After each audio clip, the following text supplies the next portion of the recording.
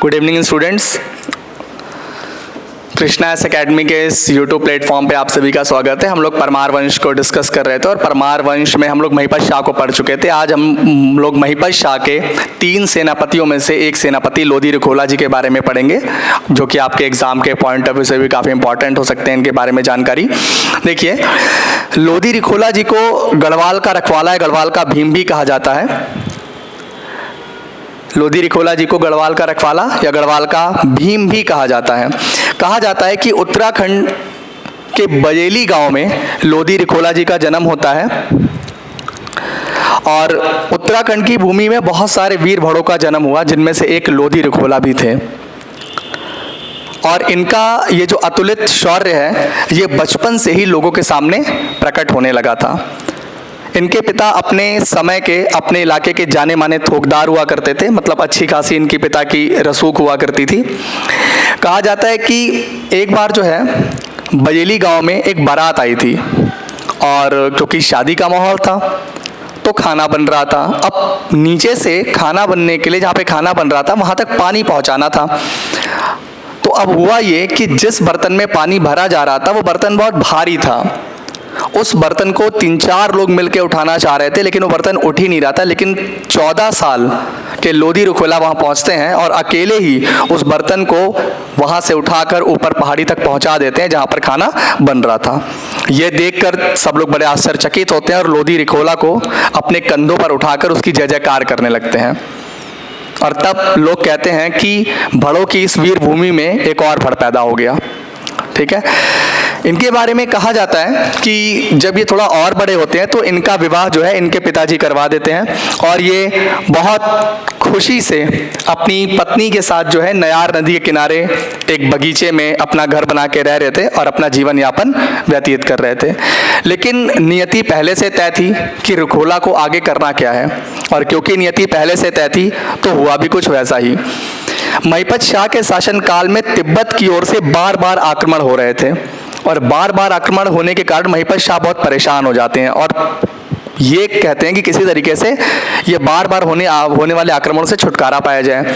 माधो सिंह भंडारी जो प्रमुख सेनापति हैं महिपत शाह के, वो एक सुझाव देते हैं कि क्यों ना अपनी भूमि से सेना में शामिल होने का अलग अलग वीरों को, अलग अलग भड़ों को निमंत्रण भेजा जाए। तो माधो सिंह भंडारी के सुझाव से महिपत शाह जो है वो काफ़ी ज़्यादा संतुष्ट होते हैं और कहते हैं कि हाँ ठीक है, बुलाया जाए। जितने भी गढ़वाल के वीर योद्धा हैं सबको बुलावा भेजा जाए सेना में शामिल होने का। और यही बुलावा जो है वो लोधी रिखोला जी को भी जाता है और इस तरह के बुलावा जब आता है तो लोधी रिखोला अपने आप को रोक नहीं पाते हैं। ठीक है, वो भी श्रीनगर पहुंचते हैं जो गढ़वाल की उस समय राजधानी है और वहां पर उनकी विलक्षण प्रतिभा को देखते हुए उन्हें सेना में सेनापति के तौर पे शामिल किया जाता है। तिब्बत युद्ध में लोधी रिखोला ने अपने अतुलित शौर्य और पराक्रम का परिचय दिया और अतुलित शौर्य और पराक्रम का देखकर महिपत शाह जो उस समय गढ़वाल के राजा थे, उन्होंने लोधी रिखोला को दक्षिणी गढ़वाल का पूरा कारभार सौंपा कि दक्षिणी गढ़वाल की तरफ से जो भी आक्रमण हो रहे हैं अब तुम उधर देखो ताकि उधर से कोई आक्रमण ना हो पाए। एक कारण ये भी रहा था कि बजेली गांव दक्षिणी गढ़वाल के क्षेत्र में ही पड़ता था, तो इस प्रकार वो अपने गांव के भी थोड़ा करीब रह रहे थे। तो ये भी एक कारण था कि दक्षिणी गढ़वाल का क्षेत्र के कारभार जो है लोधी रिखोला जी को सौंपा गया। ठीक, आगे आप देखेंगे कि ये भी कहा जाता है कि इनकी वीरता का जो प्रचलन है वो दिल्ली दरबार तक फेमस था।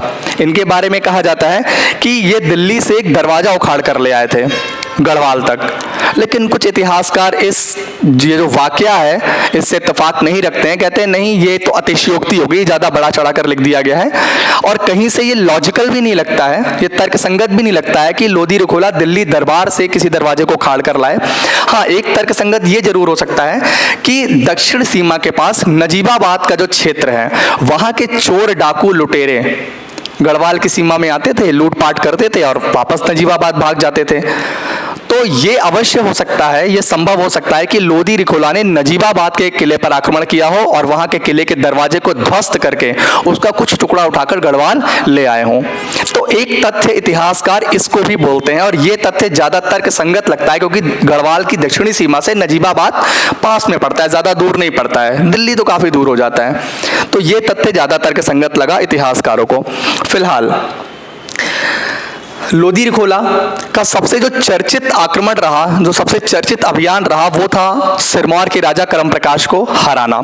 अगर आप देखेंगे कि ये गढ़वाल के मैप को अगर आप देखेंगे तो गढ़वाल के मैप में आपको दिखाई दे रहा होगा कि इसकी जो पश्चिमी सीमा है, पश्चिमी सीमा हिमाचल प्रदेश के सिरमौर से लगती है।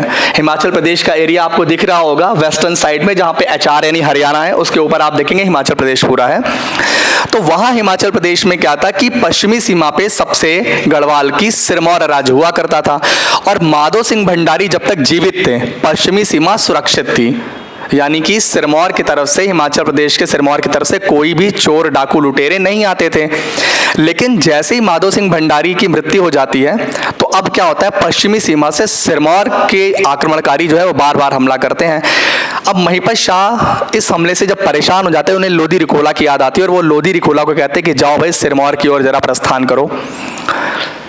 कहा जाता है लोधी रिखोला अपने घर में होते हैं जब उन्हें समाचार मिलता है, और जब वो सिरमौर की ओर जा रहे होते हैं, जाने वाले होते हैं, तो अचानक से कुछ ऐसी घटनाएं होती कि उन्हें लगता है कि अब शकुन हो रहा है और शायद वो कभी वापस लौट के नहीं आएंगे। तो ये कहा जाता है कि वो इस अपशकुन से थोड़े से एम्बेरस हो जाते हैं, हल्के से घबरा जाते हैं और वो अभियान में जाते ही नहीं हैं। रात भर वो गांव के बाहर रहते हैं और सुबह वापस लौट के चले आते हैं। लेकिन इस बात से उनकी जो माता है, उनकी माता काफ़ी गुस्सा हो जाती हैं और लोधी रिखोला को कहती हैं कि तुम मेरे दूध का कर्ज उतारना और अपने कुल को कलंक ना लगने देना। ऐसी बातें माता की सुन के लोधी रिखोला के शरीर में जो है एकदम उत्साह भर जाता है और वो युद्ध में भाग लेने चल देते हैं। कहा जाता है कि लोधी रिखोला ने सिरमौर के राजा कर्मप्रकाश को बुरी तरीके से हराया। सिरमौर के युद्ध में लोधी रिखोला ने इतनी मार काट मचाई कि वहां के लोग जो है वो त्राहिमाम करने लगे, मतलब एकदम हाथ जोड़ के बैठ गए रिखोला के सामने और उसको ये आश्वासन दिया कि आज के बाद हम गढ़वाल की सीमा में कभी प्रवेश ही नहीं करेंगे, आप हमें माफ कर दीजिए। इस तरह का आश्वासन पाकर लोधी रिखोला वापस आ जाते हैं। जब लोधी रिखोला वापस आ जाते हैं तो इतनी बड़ी विजय थी ये कि इस विजय को देखते हुए जो महिपत शाह है वो बहुत प्रसन्न होते हैं और महिपत शाह कहते हैं कि लोधी रिखोला को कराईकल के दक्षिण का पूरा क्षेत्र दिया जा रहा है। यानी महिपत शाह लोधी रिखोला से प्रसन्न होकर कराईकल का पूरा दक्षिण का क्षेत्र जो है वो लोधी रिखोला के नाम कर देते हैं। इस बात से महिपत शाह के दूसरे दरबारियों को बड़ी ईर्ष्या हो जाती है। लोधी रिखोला महाराज कितने समीप आ गए, महिपत शाह के इतने करीब आ गए हैं, महिपत शाह हमेशा उनकी बड़ाई करते रहते हैं, तो दूसरे दरबारी बड़े ईर्ष्यालु हो जाते हैं और अब वो किसी भी तरीके से लोधी रिखोला को हटाना चाहते हैं रास्ते से। अब ये सारे दरबारी मिलकर षड्यंत्र करते हैं और महाराज के कान यानी महिपत शाह के कानों में उल्टी सीधी बातें लोधी रिखोला के संबंध में बताते रहते हैं कि वो आपको मार के राजा बनना चाहते हैं, एटसेट्रा एटसेट्रा। कहा जाता है कि महिपत शाह जो है इन सब बातों में आ जाते हैं और वो महिपत शाह जिन्होंने लोधी रिखोला की शौर्य और वीरता के किस्से सुनाए थे सभी लोगों को और उन्हें कराईकल के दक्षिण का पूरा भाग्य भी दिया था, वही जो है दरबारियों के साथ षड्यंत्र में शामिल होकर लोधी रिखोला की हत्या करवा देते हैं, ऐसा कहा जाता है। लेकिन बाद में जब उन्हें इस बात का एहसास होता है कि उनसे कितनी बड़ी भूल हो गई, दरबारियों की बातों में आकर, उनकी उल्टी सीधी बातों में आकर उन्होंने ऐसा षड्यंत्र रच डाला, तो वो बहुत ग्लानि महसूस करते हैं। और कहा जाता है कि एक तो महिपत शाह के बारे में आप लोगों ने पढ़ा भी था कि महिपत शाह ने नागा साधुओं की हत्या कर दी, ऋषिकेश के भरत मंदिर से उन्होंने मूर्ति की आंखें निकाली, ऊपर से लोधी रिखोला की हत्या, इन सब का जो पश्चाताप है वो कर नहीं पा रहे थे वो, और ग्लानि में वो जानबूझकर चंद राजा तिरुमल चंद के साथ कोसी नदी के किनारे युद्ध करते हैं, जबरदस्ती वो जानलेवा युद्ध करते हैं और वो मारे जाते हैं। खुद की वो जान दांव पर लगा के युद्ध ही कर रहे होते हैं और उनको मृत्यु ही चाहिए होती है और वो मृत्यु को प्राप्त हो जाते हैं। लोधी रिखोला के बारे में एक बात और फेमस है। कहा यह जाता है कि जब तक लोधी रिखोला थे तब तक सिरमौर के राजा करम प्रकाश जो है और वहाँ की पूरी जनता लोधी रिखोला के नाम से कांपती थी। यहाँ तक कि सिरमौर के क्षेत्र के लोगों ने आप देखेंगे कि अपने छतों के ऊपर धुरे भी बांधना छोड़ दिया था। क्यों? क्योंकि उन्होंने कसम खाई थी कि जिस तरह लोधी रिखोला ने हमारे यहाँ मारकाट मचाई है, जिस तरह से उसने बेइज्जती की है, जब तक हमारे यहाँ लोधी रिखोला जैसा कोई वीर पैदा नहीं होगा तब तक हम अपनी छतों पे धुरे नहीं बांधेंगे। लेकिन ऐसा होता भी नहीं है, ठीक है, ऐसा कुछ होता नहीं है। ना वो अपना बदला ले पाते हैं, ना कुछ ले पाते हैं, और लोधी रिखोला की ये छोटी सी जीवन यात्रा यहीं पर समाप्त होती है। उम्मीद करते हैं कि आपको इस ऑडियो आर्टिकल से काफ़ी कुछ जानने को मिला होगा। धन्यवाद।